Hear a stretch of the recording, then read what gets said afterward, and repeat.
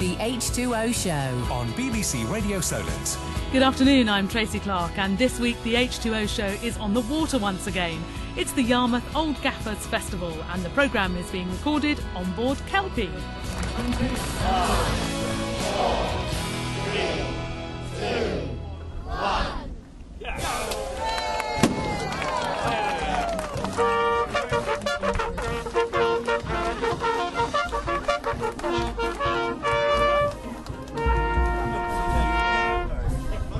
Well, the opening ceremony of this year's festival was certainly different. It included the Pink Panther, which was a big surprise to me. The High Sheriff looked very resplendent, and there was a lovely parade of bands and the dancing girls. So we'll be talking more about that later. But in the next hour, I'll be finding out about how this beautiful gaffer came to be here in Yarmouth, and also hearing about the Old Gaffers Association and how this festival has become a must-attend event in the sailing calendar for so many people. Also, I'll be meeting the town's new harbour master and his deputy, and we'll hear from the local skippers in the Volvo Ocean Race as they return to Europe. And Shelley is in Scarborough this week as the P1 season gets underway. So now I'm on board Kelpie, and with me is I believe the owner and skipper. It's Pelham Olive. This is the most beautiful old gaffer. Tell me a little bit more about her. She was designed by a chap called Alfred Milne in 1903. He was asked to design a smaller boat for younger owners who would be able to sail the boat themselves on equal terms with other owners, so they wouldn't be under a handicap class, and was probably the beginning of the Corinthian movement, because, for instance, with these, one of the restrictions was that they should only have 4 paid hands. But she's not that small, really. How long is she? She's nearly 60 foot long, but bearing in mind when she was, at the time when she was built, then yachting was very much a rich man's sport, with yachts probably over 100 feet long as the normal length. So how did you acquire her? I was actually looking for a Bermudan boat to sail in the classic yacht series in southern France, the Sim Classic series. However, I was persuaded to go and look at Kelpie, and took a long drive down to the west, and there was Kelpie in a disused quarry in a rather rainy November day. And as soon as I saw her, I thought, wow, what an underwater profile. And I was there with my daughter, and we both climbed up on Kelpie, and we looked at her from one end to the other, and as my daughter walked from the bows and I walked from the stern towards her, she looked up to me with shining eyes and she said, "Dad, she's the one." God, that must be amazing. So it was instant love then? Definitely love at first sight, and she's now by far the most expensive mistress I have. Well, I thought it was rude to touch on that, but I presume that you've done an awful lot to her since that time. Absolutely, it's a completely ridiculous economic proposition. One could, but it's a matter of love. And do you do it little by little, or do you say, right, this is how I want her, put her into a boatyard and say, make her beautiful? No, not at all. I bought her and wanted to sail her first of all to find out how she was like. So I had some emergency repairs done to make sure she didn't fall to pieces, and then started a restoration program which continued over 3 winters, with each summer doing sailing. So what makes you want to acquire a boat like this, really? Is it in your heart? I'm not sure about the acquire, it's the sailing that's the fun piece. I've had a great deal of enjoyment out of Kelpie. Kelpie is loved by so many. I've enjoyed building up a gang of friends from all walks of life who have become the Kelpies, and there are about 50 people who come and sail Kelpie each season with me. We all look very smart with your wonderful Kelpie jackets and your smocks on. But we'll find out more about the crew and a little bit more about the yacht herself, if I'm allowed, down below later. More from on board here then shortly, but why do so many of these boats gather here every year? Debbie Cotton is the chair of the Yarmouth Old Gaffers Festival. Well, Yarmouth has always been one of their favourite places to drop into because it's full of pubs and restaurants and things like that. And we have a wonderful harbour here, run by our wonderful harbour commissioners, who I have to say look after us really well and give us all the land we need for the festival. They really help us. And originally the festival used to happen at the end of the bank holiday weekend to fill the harbour, but that was 19 years ago. And each year it got a little bit bigger, and now it's very big. And is it a commercial enterprise or is it sort of charitable? How does it work? No, it's not commercial at all. It's run by a group of volunteers who work tirelessly all year round to put it on. None of us get paid for it at all, but we do it for the community, and the way it works is the community and sponsors help us put the festival on. It costs about £88,000, of which we can make about 2/3 of it, but the rest comes in sponsorship.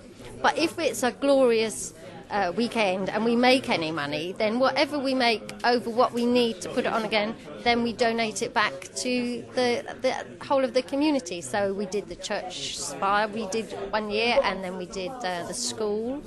And, you know, there's always somewhere that we can help. And that's all it's about, just helping the community. Gosh, and it looks so amazing too. Just looking out in that harbour today. I mean, aside from the sailors who come, and clearly they're coming to enjoy themselves on the water, who else comes here? We have people coming from all around the world now that just come just for the festival. Usually they come either by mistake and seen it and just loved it and then keep coming back. I think that's why it's grown so huge, because it's the actual space is quite small. We can't make the space any bigger, but the people that come make it the big festival it now is. It was almost cancelled a few years ago. Yes, it was. When the council dropped out of sponsoring us, as I explained about the finances, we do need a little bit of sponsorship because we're limited on the amount of money we can make because it's largely free. And we did have a feeling that maybe we wouldn't have enough to go forward, but at that point White Link decided to step in and rescue us. But the harbour commissioners go over and above, really. They give us all the land, all the help we need. They're wonderful. And our local police are just brilliant. So what are the highlights of the festival? Well, the highlights are usually the evenings, although the opening was quite a highlight this time because we had the Pink Panther there accompanying myself and the High Sheriff. I have to ask, why the Pink Panther? Well, it's because we've called this year's festival In the Pink to do with the charity we support. We have we always donate £1 from every programme sold to a charity of our choice, and this year it's the Breast Cancer Campaign for Awareness and Research, and their colour is pink. So we have made everything pink. You might have noticed we've pinked up the town a bit. It looks amazing, and you are absolutely beautiful in pink today as well. Thank you so much. Gorgeous coat, which I'm very jealous of. And you had some lovely girls who were dancing. They were all in the pink too. Yes, they were our Folie Bergère dancers, and we were really worried it might rain because they wouldn't do it if their feathers were going to get wet. Debbie Cotton, chair of the Yarmouth Old Gaffers Festival. And there's a link to the festival website on our programme page for today. Go to bbc.co.uk/Solent. Well, I'm on board the yacht Kelpie, and very beautiful she is too. And with me is the skipper, Mrs. Pelham Olive. So tell me a little bit more about how you sail this boat, how many crew you need, and what's she like to sail?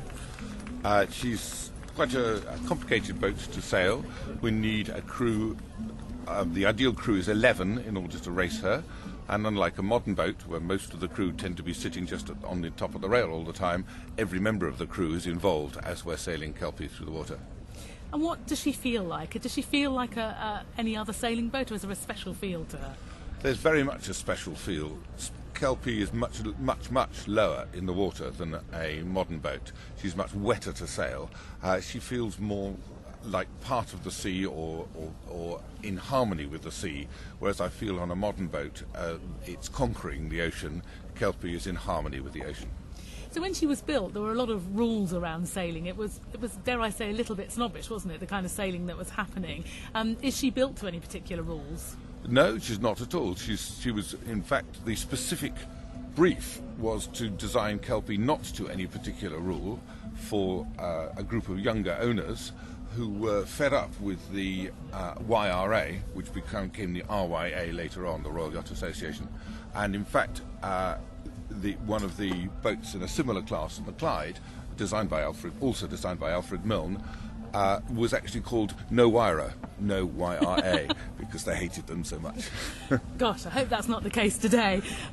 She's certainly a bit of a rebel then, is she, Kelpie? Oh, definitely. There's still been very much a feeling of rebellion when we've been competing in the Sim series in the Mediterranean. We've very much been the yacht who wanted to do it our way. We turn up with a bunch of amateurs. The standard crew is 4 people who are regular Kelpies, 4 people who've sailed before, and probably 4 people who've never sailed before. And we go out for one day's practice, and we have to get it all together. And as my daughter calls it, she says, it's a bit like Carry On Kelpie on the first day. Well, I love that. Well, hopefully we're going to carry on later, because I'd love to have a look below if you take me for a tour shortly. You're very welcome to come down. H2O on BBC Radio Solent. The breeze has picked up here, and I think we're in for a windy old time for the whole of the weekend. The opening ceremony was carried out by Ron Holland, the High Sheriff of the Isle of Wight. I caught up with him after he completed his duty. Great fun, yes, always is at the Old Gaffers. You were saying that you had a rather unusual character next to you during the opening. The Pink Panther, yes. It's very, very difficult to add gravitas to a ceremony stood next to a Pink Panther, but it's a wonderful charity, so yes, brilliant. So tell me, Yarmouth, obviously this is a very important festival. How important are these kind of festivals, as the Old Gaffers Association, Cows Week, how important are they to the Isle of Wight? Well, I think it gives us an identity, and it obviously helps to keep very motivated people living on the island, because I think we'd find it very difficult to get surgeons and specialists and teachers to live here if there wasn't this wonderful, vibrant activity they could do. It's a great bonus for us. It keeps the right people here. Lots of changes coming up, actually. We hear the great news that the Red Jet 6 is going to be built on the island. That's good news. Yes, that's a wonderful fillip for our industry here, yes. Long overdue, because they're usually built in Eastern Europe or somewhere. So I'm sure they can make a better job here. Certainly shows confidence on the island, on the island businesses, doesn't it? Oh, we've got some wonderful businesses here, yes. So what are your thoughts on the proposed wind farm, which is just going to be off the Isle of Wight? Well, as long as the island industries are involved and a lot of it is based here, I think it's be very good for the island. I know it's a contentious issue, but I think that is the place to have them. I think the days of having onshore wind farms are now gone. Some people love them, but most of us don't. So you're going to be taking part in any of the festivities over the Old Gaffers weekend? Oh yes. It's always a great fun. It's for this end of the island, it's the high point of the year, I think. Yes, brilliant. Ron Holland, High Sheriff of the Isle of Wight. Well, earlier I also caught up with Bernard Turner. He's the treasurer of the Old Gaffers Festival. I sort of got involved in year 1, 19 years ago. I was very involved in the yacht club and various other things, and still am. I have actually, in that time, owned a gaffer, but I have to say, it wasn't an old gaffer. It was a modern gaffer, a plastic gaffer, which is apparently used to be the sort of worst possible thing you could own. But if you look in the harbour now, you'll see probably a third of them are modern replicas of boats from years and years and years ago. But, yeah. It's a glorious sight in the harbour today, with everybody flying their flags and pennants. What's the attraction of an old gaffer? Well, lots of bits of string, putting it in layman's terms. It's a far more complicated rig, and there are those who think that it's the only rig and it's the right way to be done. They've only moved on from square riggers a short distance, whereas now, of course, most boats are Bermudan rigged, and which is a very different, much simpler, and I have to say, although I get into trouble for saying this, a more efficient system than a gaff rig, which has so many sails. You can keep an awful lot of people occupied. You take a yacht like Mariquita, which is here, famous old yacht, over 100 years old, and they need 25 people to sail it. There are probably 10 different sails you can hoist or not, and but it's just such a magnificent sight. Is there a different feeling to sailing on an old gaffer to there is with a newer yacht? Yes, it's jolly awkward. It's they tend to be heavy. I mean, there are exceptions to that, but they tend to be heavy, so they're not particularly fast, and they're not particularly manoeuvrable either. So that's another factor that you take into account. If you were setting a race course for them, you have to think twice about where you're going to send them, because they won't point into the wind particularly well. So you tend to have to set courses that are off the wind. Otherwise, they're not going to enjoy their sail, and they won't thank you for it. Whereas sailing a Bermudan Reef boat, a modern Bermudan Reef boat, you can practically almost sail into the wind. Things like we're doing the Volvo race at the moment. I mean, just amazing boats that will do 21 knots in 20 knots of wind. A gaffer won't do that. I should think the start's quite interesting. They tend to hang back. They're not all gunning for it. Let's put it like that.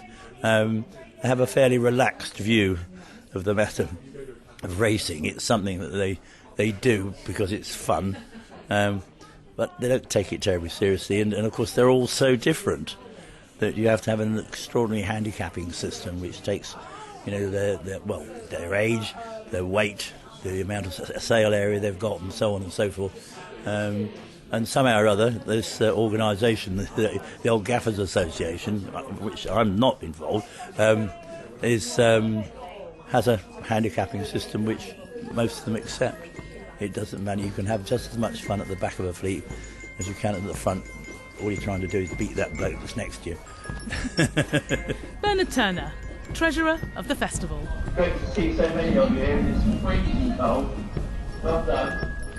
I'm Tracey Clarke, and this week H2O is at the Old Gaffers Festival, and I'm recording the show on Kelpie. This annual festival is just one of the times that these old boats come together. Also on board with me now is Sue Pennison from the Old Gaffers Association. Sue, this is a fantastic atmosphere here, but although I've been sailing virtual all my life, I'm not quite sure what an old gaffer is. What is it? Okay, well, a lot of people will be familiar with sailing boats, and most of them you'll see have the mainsail as a triangular shape. For an old gaffer, it has an extra spar or a piece of wood at the top of its sail that holds the sail out in a more four-cornered appearance. So it's a more traditional sort of rig, and there's also the ability to put a thing called a topsail on the top of that, which gives extra sail area. And you actually own one of these beautiful boats, don't you? Yes, we've got a small modern one, very small, but we take her everywhere and we race her quite successfully, and it's great fun. I mean, we just have a ball, really. Do you have to have some special skills to sail a boat like this? They're not to everybody's taste. They are interesting boats to sail, and they have different characteristics to Bermudan boats. They don't go to windward, up into the wind, as well as other designs, but they have their other compensations by way of just their sheer appeal, their tradition, and people buy them for that, more of that reason, I think. Well, she looks beautiful, this boat we're on at the moment, and the rest of the boats. How many are due to be here over the weekend? We've had an amazing turnout this year. We've had 130 plus boats have registered to come to this event. We're thrilled with that. It's been a best turnout for a number of years. So can anybody own one of these boats? I assume that there's quite a lot to be spent on maintenance, is there? It varies. I think the interesting thing for me about the Old Gaffers is there is one for everybody, from the glorious gentleman's yacht we're sat on right now, right through to my own yacht, which is very small and very easy to maintain. So there is a whole wide range for people, and I think this weekend is a really good example of that. We have old, we have new, we have small, we have big. It's an amazing array. So let's just talk more about the Old Gaffers weekend here in Yarmouth. What sort of things are going to be going on? Okay, well, the boats congregate here, and then we have a race arranged on Saturday. So about 70 of the boats are registered to race, and that's from, the biggest one is 125 feet, Mariquita, right down to about 15 feet. So that's a tremendous challenge for a race officer to manage, and but it's an amazing sight out on the water with the boats racing. Is there a sort of social... I imagine it's quite social, this association and these old gaffers. Yes, absolutely. We have social events on in the evening, so various venues around the town. And also we are organising a little model boat race on Saturday afternoon, so people can take a kit and build their version of a gaffer. Oh, it's a proper gaffer model. Oh yes, yes.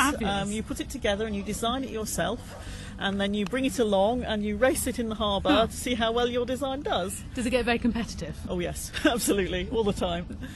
And sort of there's lots of social things happening in the evenings, are there? There's some events? Yes, there are evenings with music and with food and drinking inevitably. So yes, there's events laid on in the evenings, yes. So the association, where's that based? Well, we're a funny association because we don't have a base. We're not a sailing club with a building. We're an association of people who love and support and promote gaff rig. So the Solent committee comes together and we organise events at which gaffers gather during the season throughout the Solent.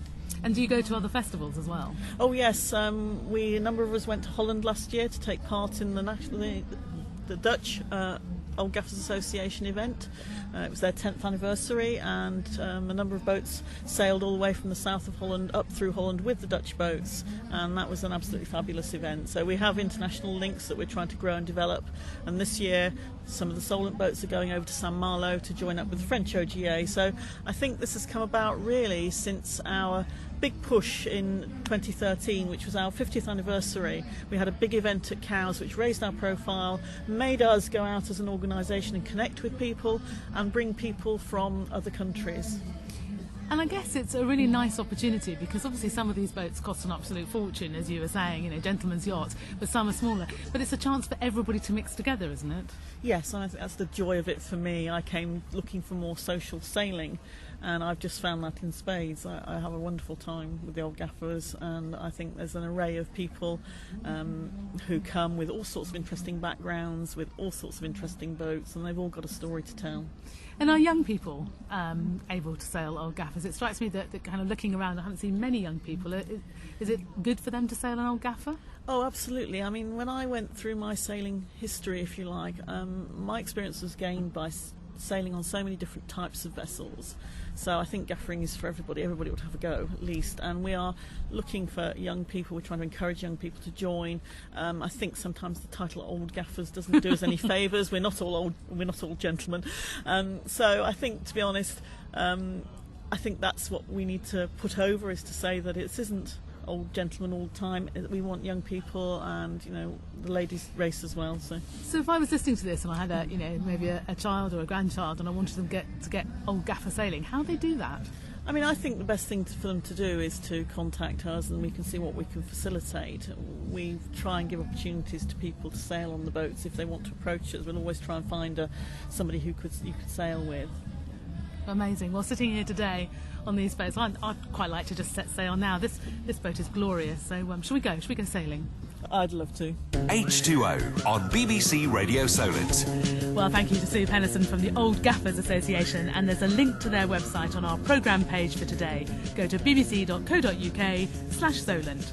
As I look around, all the pennants are beautifully flying here. I can look behind me and see the Harbour Commissioner's office, where we'll be going shortly, and but luckily the lifeboat is on station, which means that everybody's happily tucked up at the moment. The weather here is a bit iffy, it has to be said. There's going to be a lot of breeze, so I hope that the racing is going to be magnificent over the weekend. More from here shortly, but first, Yarmouth has that new harbour master and a new deputy. Earlier I caught up with Tim Adams and his deputy, Jeremy Butcher. Yeah, started around about November, and before that I was working as the deputy harbour master. But I've been in the marine industry, I suppose, 22 years now, in various different roles, from a master of vessels to chief engineer. I've been an electrician on board boats. I used to be a boat builder.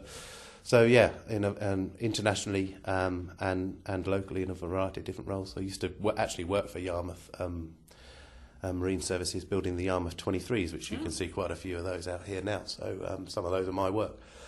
So that's kind of a novelty, but yeah. So what's it like being the ultimate boss then? It's challenging. It's a diverse role, so you could be dealing at one point with a parking fine to major projects such as the replacement of the breakwater or the repair of the breakwater, depending on where we go with that. and also we've got the major projects with the pier, so the restoration of the pier, that kind of thing. Marine conservation zones are a big deal for us at the moment. So it's you're dealing from very small, insignificant problems to pretty big major projects. So you sit here as the harbour master, it's the harbour commissioners. How far does their sort of responsibility go to? I mean, you talked about parking. I didn't realise you obviously look after the car parks as well. Where else does it go? So our jurisdiction pretty much roughly goes from a mile past the pier, and then so we got a fair chunk of jurisdiction just north of the breakwater, just for argument's sake. But then it goes all the way up the river to freshwater, and we've got some. So we leased the green, for example. We've got a little bit of car parking out there. We've got all the environmental designations to look after, and pretty much the whole of Yarmouth is one big environmental designation. So we've got all that. We've got the maintenance of all the infrastructure to look after. So it's a pretty big deal. It's not just this little bit you see out here with all these gaffers in. Yeah, it's huge. I'm gathering that your job is then meetings. There are a fair amount of meetings. Yeah, there are a fair amount of meetings. The calendar gets pretty full, but and certainly when you're new, you've got to try and work out who you need to know and who you don't, and who you need to meet with, and really you're trying to work out where your responsibilities lie. So in your first month, and who can help you with your job. So challenges-wise, I gather the pier must be one of those. The pier is one of those. We applied for a Heritage Lottery Fund grant not so long ago, of which we were turned down on basically the basis that they wanted us to research different materials for construction. So the material we wanted to use, green heart hardwood, which comes from Guyana. That is the recommended material for that sort of repair, because it lasts the longest. But it also takes 1,000 years to grow, and therefore, in order to restore a Grade 2 listed building, we're chopping down trees that have taken 1,000 years to grow. So quite rightly, they're looking for alternatives, which is what we're on to now. So we will put in another application for a Heritage Lottery Fund grant in October, but we will research different materials to use for the restoration of the pier. So it's quite challenging, but on the other hand, it's quite interesting at the same time. Quite a tight harbour for traffic coming and going. What are your challenges with the actual traffic on the water? Well, we get as soon as the sun comes out in the summer, it gets busy, which is really where Jez, the Deputy Harbour Master, that's really his role to manage the berthing masters that are out there. And what they do is they ensure that there's control on the entrance and control inside the harbour, so that people know exactly where they're going. And you try and run it as efficiently as possible, because sometimes the harbour entrance gets very congested, and then also you've got an estuary here, so you've got a tidal flow which pushes people around, and then it gets windy, and all those combinations can cause a few collisions from time to time. But the berthing masters are very good here, and they have the ability. We cover the berthing master patrol boats in fenders, so they can push boats around. So that's how we manage that. We'll catch up with Jeremy in a moment ask about his role. But do you have a big staff here? I mean, it strikes me that there's an awful lot going on in your patch. Yeah, well, we've got 24 permanent staff here. There's a team of management, and then we've got a team downstairs, facilities coordinators, berthing masters. We have a maintenance team because we've got a big area to maintain. And then we take on seasonals through the summer. Mainly taxi drivers, mainly people who help out either in reception or out on the water. Just because we get a huge, as soon as the sun comes out, a huge amount of people coming through the harbour. Last year, we estimated around 100,000 people visited the town through this harbour. But that quiets down in the winter, so we only need the 24 core staff and then the seasonals in the summer. So it's like being MD of a big company there, really, isn't it? It's quite a small company, really. It's a big patch, but a small company. I mean, it is what's known as an SME, really, which is a small to medium enterprise. So do you have much to do with the rest of the island? Do you sort of bolt into what Cowes is doing and the rest of the island? Yeah, I live in Cowes, so I do bolt into a bit there. I've got pals in Cowes, and also I know the harbour masters in Cowes. I used to work in Cowes too, so I do hang around in some of the other spots. I don't go sailing as much as I used to, though. That's kind of died a death. but I'm hoping to rectify that. But you're enjoying it? I'm enjoying it, yeah. It's great. And in the future, there's quite a lot going on around you. You've got the proposed wind farm. How's that developing? Well, is it developing? Yes, I suppose it is developing. They're moving on with their schedule. We are still proactively pursuing the opportunity, and we're in competition with Poole and Portland as the other two ports for the O&M base. Is what we're proactively pursuing. Whether we were selected as the preferred port, we don't know.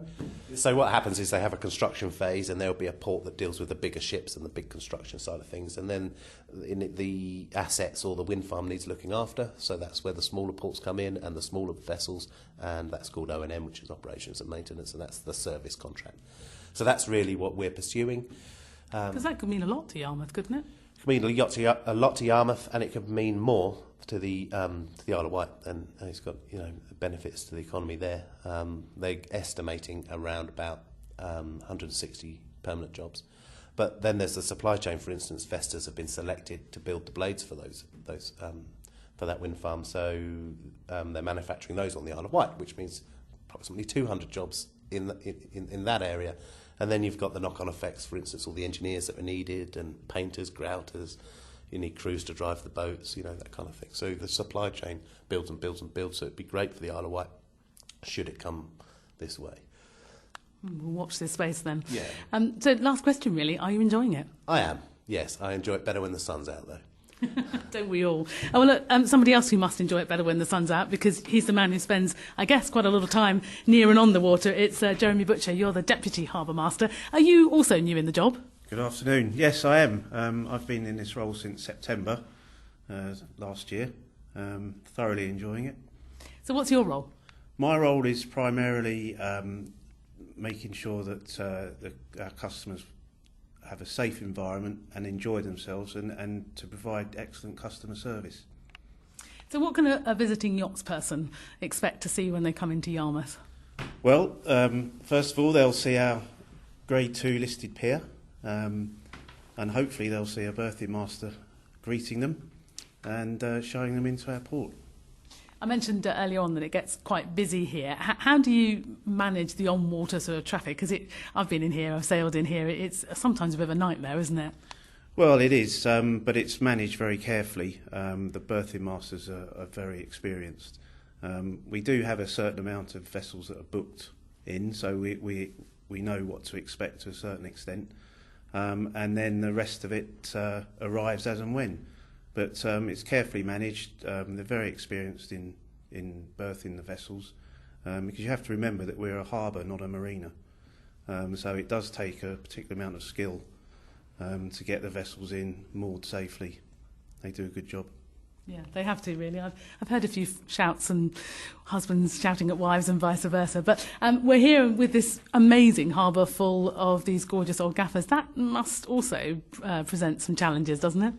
It does. A lot of it is in the initial planning, which takes, well, actually the planning for the next one will start shortly after this one. But it's not until the last sort of week or so that we have the details of the vessels that we'll be visiting. So it's my job to create a plan. As long as we have a plan, we can always deviate, and we often do. But nonetheless, we have a plan where to put the vessels. And so, in fact, once all that is done, once we've got the vessels in, for the berthing staff, it's not too busy a weekend. So what's the biggest challenge? What are the biggest boats coming in this weekend? Well, we've got Pilgrim, which is the biggest, at 29 metres. Wow. And right down to a vessel called Miss Ningji, which is just over 5 metres, and everything in between. The bigger vessels tend to be on the town quay and on our pink pontoon, and they will be open to visitors to have a look round as well. So the old gaffers skippers, are they well behaved, do you think? Mostly. I don't know what they get up to in the evenings at the beer tent, but I'm sure they have a good time. So are there any new things coming for the harbour? If I was, I used to come in here quite a lot. Anything new that I would see? Well, last year we had the extension to the pink pontoon. So there's quite a few people that perhaps didn't see that last year. However, on the customer service side of things, we're always trying to improve. I know people have a good time. We get lots of comments, compliments and what have you. But we're always looking to work with other harbours and marinas in and around the Solent and the south coast, and of course in France and Belgium and Holland. So yes, you won't see anything in the infrastructure that's new, but hopefully you'll see that the customer service is improving year on year. Well, your boss was having a bit of a moan about not going out sailing much. Do you still get on the water? Well, I try to, but it's a bit of a misconception, actually. As the Deputy Harbour Master, you would imagine that I'd be on the water all the time, whereas in fact most of my time is spent organising and supervising, and which means I'm in the office a lot. But I do try to get out when I can. Well, you've both got a fantastic view, so I have no sympathy at all, really. So thanks to Tim Adams, the Harbour Master here in Yarmouth, and to his deputy, Jeremy Butcher. And there's a link to the Harbour website on our programme page for today. Go to bbc.co.uk/Solent. The H2O podcast. Download it now for free from our website, bbc.co.uk/Solent. This is H2O from BBC Radio Solent. I'm Tracey Clarke on board the magnificent old gaffer Kelpie. Well, from a classic boat to a fleet of racing machines with a local connection. The Volvo Ocean Race fleet arrived into Lisbon on Wednesday morning, with the Dutch entry Team Brunel taking line honours after 9 days at sea. This leaves them in third position, just 6 points behind the overall leaders, Abu Dhabi Ocean Racing, who could only finish in 5th place. Here's Warsash-based Ian Walker. Oh, look, that was a tough leg for us.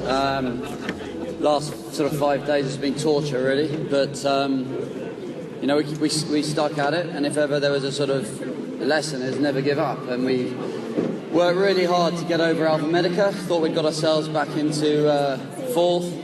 And then the Bay of Cascais, our second home, where we love so much, didn't do us any favours. So, disappointing, but well sailed Alpha Medica, and obviously it was good for us that they overtook Dongfeng. And as you say, we're leading overall. If somebody had offered us a 5-point lead at the end of this leg, we've crossed off the last ocean crossing, and and we love Lisbon, we love Cascais, and it feels great to be here with our friends and family. So talk to me about being on board in the last 9 days. Matt reported that there was sickness on board, and not just one, quite a few of the crew. I know you don't like making excuses for things, but I mean, you guys do seem a little bit tired coming in. How are you feeling, and how's that impacted the leg?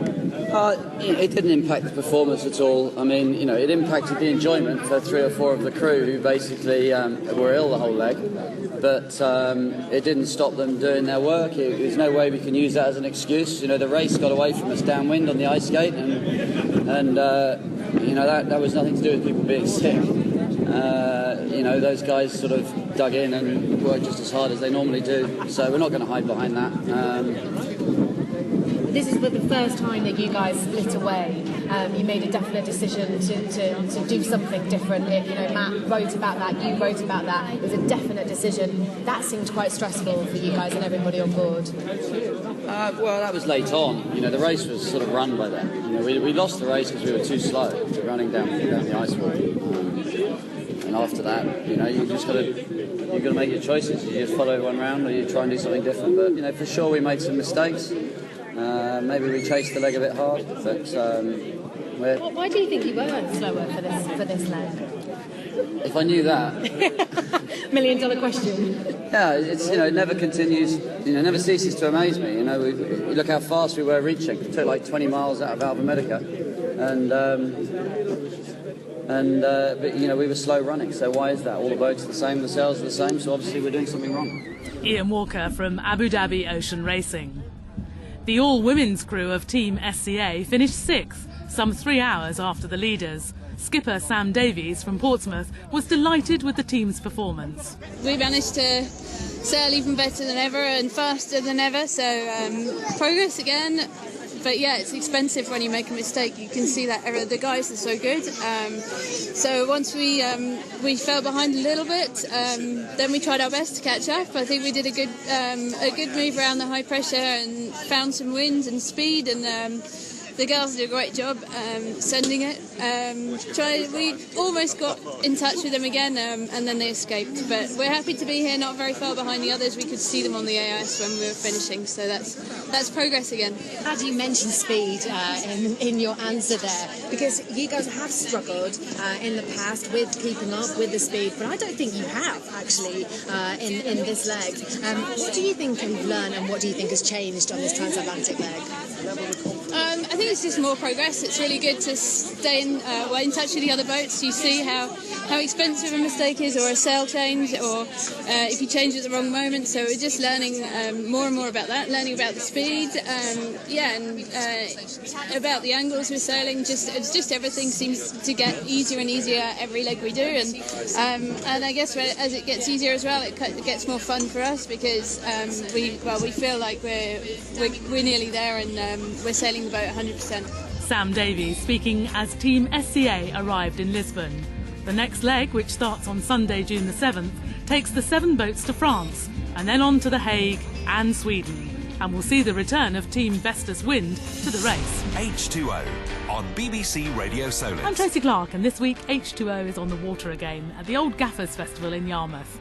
From the serene to the not quite so serene, the 2015 P1 season starts this weekend. Round 1 is in Scarborough, and Shelley Jory-Leigh has been catching up with some of the South Coast talent. Well, a lot of you guys will see the Powerboat P1 Superstock boat Typhoo. It's often running around the Solent practising, or it's down at Swanwick where it's stored at Hendy Hondas, and the driver of that boat is John Donnelly. John, opening round here in Scarborough. Yeah, fantastic weather, perfect conditions. Hopefully it should be a good race for us. Now, how many hours did it take you to get up from the Solent all the way up here to sunny Scarborough? Well, we started about 3 o'clock yesterday morning, and we arrived here about just after 9, so we made good time yesterday. So. And the conditions out there today? It's pretty flat. I mean, we should see the boats at sort of fairly high speeds, very close quarters. Should be a good race, should be interesting racing. Now, how many years have you been racing P1, John, now? I've lost count now, in many different forms, many different boats, so yeah, a fair few now. So it's opening round here in Scarborough for the Powerboat P1 Superstock. Who's your biggest competition? No one really knows. I mean, the boat's certainly quicker than last year, and would definitely have finished a lot higher last year if it was prepped this well last year. Everybody's got different boats, different engines. It's a whole different ball game. Until we do that first start run, we're not going to know who's who. You say different engines, but we are talking about a one design class here, super stock, so you can't actually cheat your engine or your prop, can you? No, but there are slight variances, and you know, there's minor differences, minor variances, and you know, people had less than well prepared boats last year, and you know, this year everybody stepped up their game, so it's a whole different ball game. And it's all down to driver navigator skill, really. And talking of the navigator, here he is, Kevin Hunt. What's your role today, Kevin? My role is to tell John where to go. I shall be steering the boat, he'll be driving it, I'll be looking around, I shall have a neck like an owl, look around, find out where all the boats are, giving him a pictorial picture through the headset and the mic of where all the boats are, so he can choose his line that he wishes to choose, and once it's clear to turn, I give him the orders and off he goes. So you're a bit like a rally car navigator, just verbal instruction, one after the other. Yeah, a lot of verbal, which a lot of people hearing this will laugh at. Yes, it's exactly like that, and I've done training for rally cars as well, but the only thing we don't have, the difference is we don't have actually pace notes. It's all in your head and what's happening at the moment. Yeah, it's all in the moment. You have to give, as I said, a complete picture of what's going on around you, so he knows where all the boats are, who those boats are, and when he can turn. Well, guys, the sun is out here in Scarborough. It's absolutely beautiful. You've got perfect conditions. Typhoo, good luck. Thank you. Thank you very much. Shelley Jory-Leigh there in Scarborough. The P1 Circus includes Stokes Bay and Bournemouth again this year, and will be on location at both rounds. Well, back to sail, and I'm delighted to say I've come below here on this wonderful yacht, Kelpie, and I've dragged skipper and owner Pelham Olive to the bow because there are a huge amount of sails in the bow. Tell us some more about this. Well, there's probably a dozen or more sails here. She sails with up to 5 sails at any one time. That's 3 headsails, a jib top, a jib and a staysail, and then you'll have the mainsail and the topsail above that as well. How do you learn to use so many sails and what conditions they're needed for?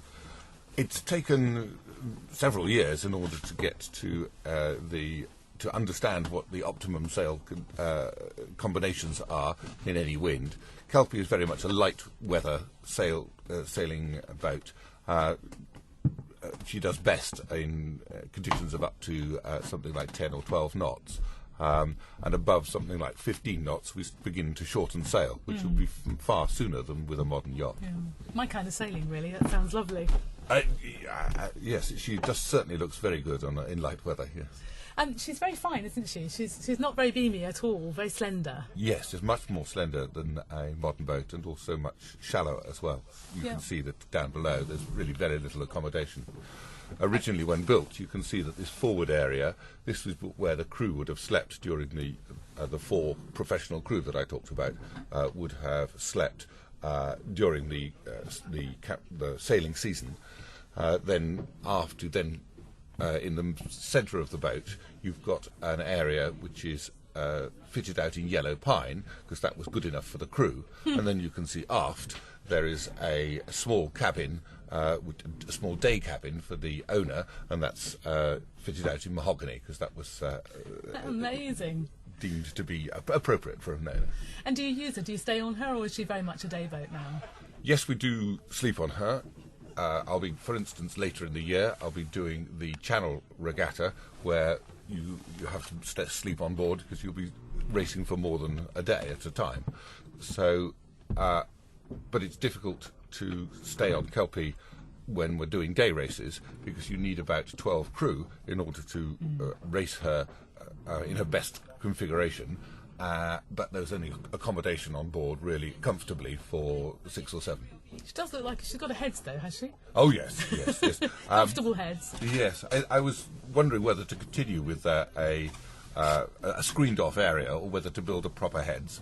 And it was pointed out to me that girls wouldn't want to come and sail Kelpie unless you put in a proper heads. Yeah, so I'm very glad to see it, actually. Got a very nice solid door as well, that's what I like to see. And a galley, she's got a galley. Yeah. And some very nice female crew as well. Oh, that's good. And she has a galley, so you can at least cook on board if you need to. We do, yes. Indeed, we've cooked some very good meals. It's a competition among those who are prepared to come down below during rougher weather in order to produce a fine meal, whatever the weather conditions. I think if Robin Knox-Johnston, who was here, he'd ask you if you make a mean curry, because that's his favourite on board. No, probably curries are not necessarily a favourite of Kelpie, but certainly hot food is required.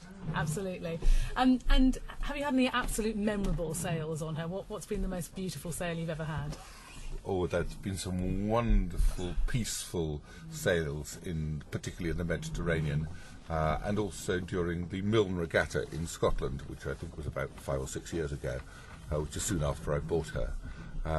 But most recently, we sailed up to Oslo to compete in the Centenary Regatta for just before the First World War. It must have been a very odd event, because there were all the heads of state, all related to each other, who were competing at play with their huge yachts, and a fortnight later they were killing each other's subjects in a million. But we sailed all the way to Oslo, and we had the winds against us for almost the whole time.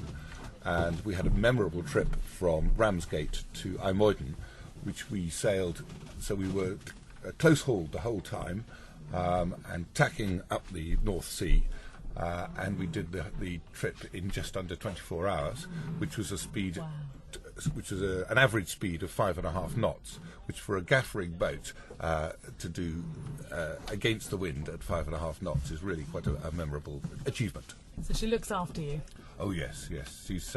We think of her as lucky Kelpie. So, she's beautiful.